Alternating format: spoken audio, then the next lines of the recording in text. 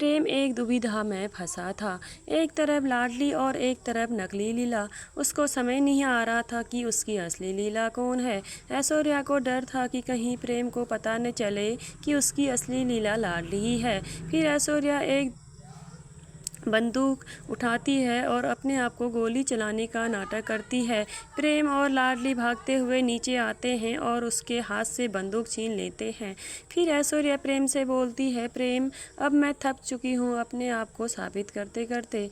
आप तो अपने बचपन का प्यार को पहचान नहीं रहे हो। इतने में रुद्राक्षी ने खाना बनाया था और खाना टेबल में लगा दिया था। इतने में ऐश्वर्या बोलती है कि आज खाना बाहर से आया है क्या। फिर लाडली बोलती है, अभी प्रेम बता देगा कि खाना बाहर से है या घर में बना है। जैसे ही प्रेम खाना खा रहा था तो प्रेम ने बोला, खाना तो बहुत अच्छा है और यह घर में ही बना है। इसीलिए लाडली बोलती है, यह खाना रुद्राक्षी ने बनाया है। प्रेम इतने में गुस्सा हो गया क्योंकि वह अपनी माँ को अपनाना नहीं चाहता था।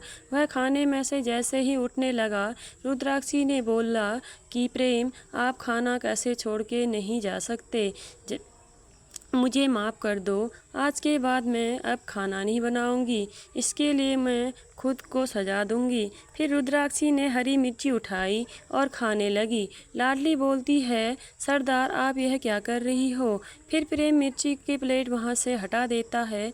प्रेम फिर खाना खाने लग जाता है तो इसमें लोग तो लाडली बोलती है, रुको प्रेम, इसमें लौंग है जो आपको बिल्कुल भी पसंद नहीं है। फिर प्रेम सोचने लगा कि यह सब तो मेरी लीला को ही पता था। प्रेम चारू से बोलता है, चारू दीदी, आपको पता है कल क्या है। चारू बोलती है, कल बुद्धू आपका बर्थडे है। प्रेम बोलता है, इस बार मुझे मेरे 6 मंथ में जो बर्थडे का सेलिब्रेशन किया था वही कल करना चाहता हूँ। प्रेम के मन में क्या था, मेरी असली लीला कौन है, इसीलिए उसने यह कदम उठाया।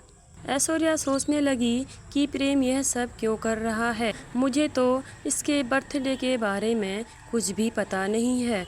तब ऐश्वर्या अंशुमन के पास जाती है और अंशुमन से बोलती है कि मुझे सब बताओ कि उस साल बर्थडे में क्या क्या हुआ था। तब अंशुमन एल्बम को ढूंढता है और एल्बम में देखकर वह प्रेम को सब बताने वाली ही थी। लेकिन लाडली को तो इस बारे में सब पता था। जैसे ही चारू बोलने लगी कि लीला, पता है ना उस साल हमने कितनी मस्ती करी थी, लेकिन प्रेम ने चारू को अपनी कसम दे दी। बोला, चारू दीदी, आपको मेरी कसम है, अब आप इससे आगे कुछ नहीं बोलोगी।